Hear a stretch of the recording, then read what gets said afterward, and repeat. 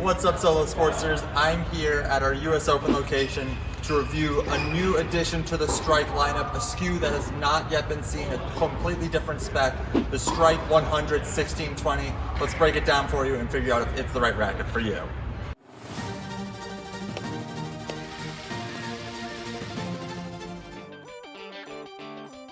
The Babolat Pure Strike 100 16x20 2024 is 305 grams, which equates to 10.8 ounces unstrung with a swing weight of 320, making it 7 points head light with a balance point of 12.6 inches. As the name suggests, it has a 100 square inch head size, a length of 27 inches, a semi-open 16x20 string pattern, and a beam that goes from 21 to 23 back to 21 millimeters.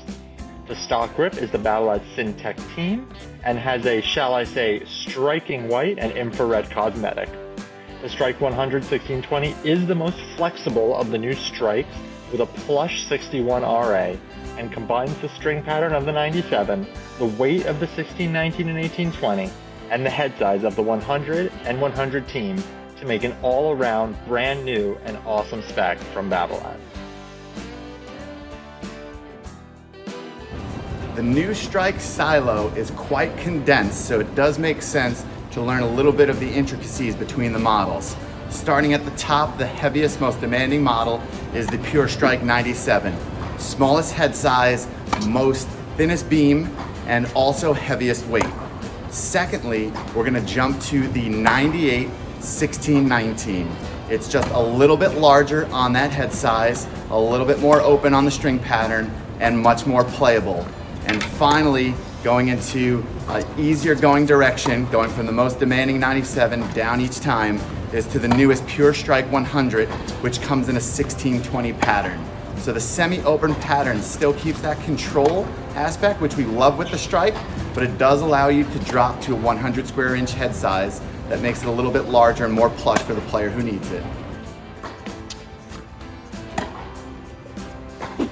Since this SKU didn't exist in the past, it's really tough to, let's say, compare it to a previous model or compare it to other models in the line.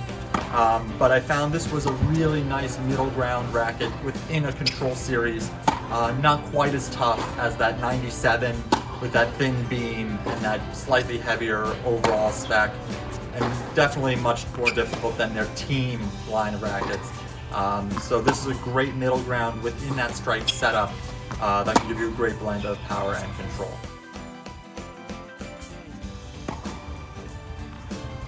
From the baseline, I really enjoyed this racket. It took me a little while to adjust to the added swing weight. It's a little more than I'm used to. But once I was able to accelerate the racket and really get it out in front of my body, I was able to do absolutely amazing things with it. Super silky smooth on contact.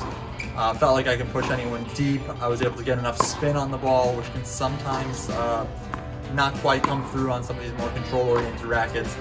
It was an absolute pleasure. I could slice it, I could hit heavy topspin, I could just flatten it out and plow through it. This racket was really just a beautiful middle ground type racket that allowed me to do just about anything I wanted on court.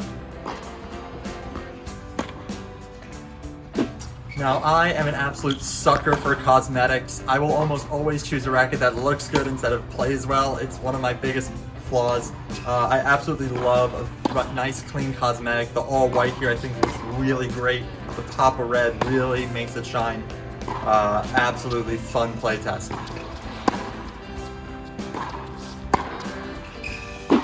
In this new addition to the Strike lineup, the 100 1620 I think really does do what every racket purports to do.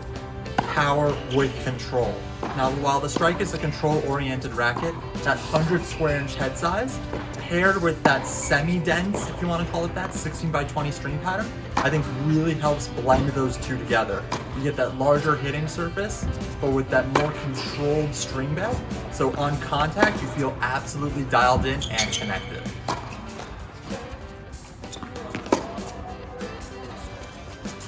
I actually was very impressed with this racket up at net. For most 100 square inch head size rackets, I tend to be a little disappointed, but this was an absolute great point and shoot. I felt like all I had to do was get that racket out in front of my body, drive it, and it was going deep and perfect every time. You can even see in some of these shots that I was able to pull off those beautiful, silky smooth drop shots. I don't know how much of that was the racket, how much of that was me having a great day, or the Exalt strings in here. But overall, great racket up at net. Surprisingly, maybe not my first choice, but absolutely, if I'm in control and I have all the time in the world, I think this is a great racket up at net. This racket scored very highly in our Solo Sports graded review. As a remarkably plush racket with a 100 square inch head size and a semi-open string pattern, this racket really offers a great balance between power and control. The ideal player for this racket has an NTRP rating of 4.0 or higher, can generate their own pace, but likes a larger sweet spot. I would recommend this for players with a two-handed backhand more than a one-hander, and a player with more modern strokes. But I thoroughly enjoyed it even though I have a one-hander. Similar rackets from other brands include the Wilson Shift 99, the Head Gravity MP, the Dunlop CX 400 Tour, and the Yonex Percept 100D. We hope you've enjoyed this review of the Babolat Pure Strike 100 1620.